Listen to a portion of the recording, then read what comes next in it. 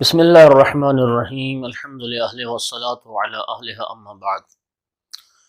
مومنین کرام، کلام نور میں سے ایک نئے فرمان معصوم کے ساتھ حاضر خدمت ہوں، اور یہ حدیث مبارک میں تحف العقول سے نقل کر رہا ہوں۔ باب الحوائج، امام موسیٰ کاظم علیہ السلام نے ارشاد فرمایا: مثل المومن مثل کفتي المیزان، مومن کی مثال ترازو کے دو پلڑوں جیسی ہوتی ہے۔ کلما زید فی ایمانہ زید فی بلائہ، جب اس کا ایمان والا پلڑا وزنی ہوتا ہے، جب اس کا ایمان زیادہ ہوتا ہے تو اس کی آزمائش بھی زیادہ ہو جاتی ہے، اس کا امتحان بھی بڑھ جاتا ہے۔ اور امیر المومنین علیہ السلام نے بھی فرمایا: البلاء زین للمومن، یہ جو بلا ہے، آزمائش ہے، امتحان ہے، یہ مومن کی زینت ہے۔ بلکہ ایک حدیث میں فرمان معصوم ہے کہ اگر کسی مومن پر 40 دن گزر جائیں اور ان 40 دنوں میں اس کو لیے کوئی پریشانی، کوئی تکلیف، کوئی دکھ نہیں ہے، نہ اپنی ذات کی طرف سے، نہ اہل و عیال کی طرف سے، نہ کاروبار کی طرف سے کسی بھی پریشانی کا سامنا نہیں کرنا پڑا، تو فرمایا گیا کہ وہ اپنے ایمان میں تجدید نظر کرے، دوبارہ کلمہ پڑھے، کہیں کافر تو نہیں ہو گیا۔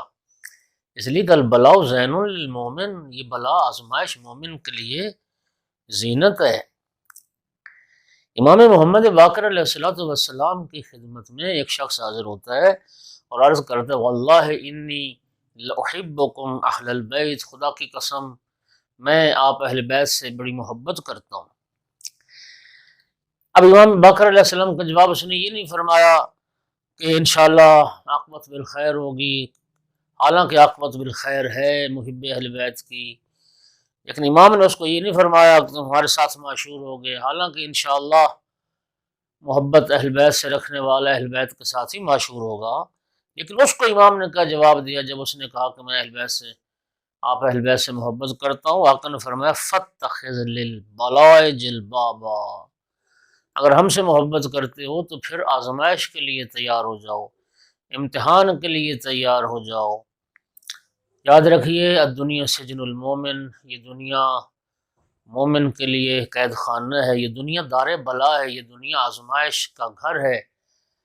مومنین کرام، اللہ تعالی ہمیں آزمائشوں میں، امتحانات میں اللہ ہمیں صبر عطا کرے، اور اللہ ہمیں اس میں کامیابی عطا فرمائے۔ پروردگار بحق محمد و آل محمد تمام اہل ایمان کی حفاظت فرمائے۔ وآخر دعوانا الحمد للہ رب العالمین۔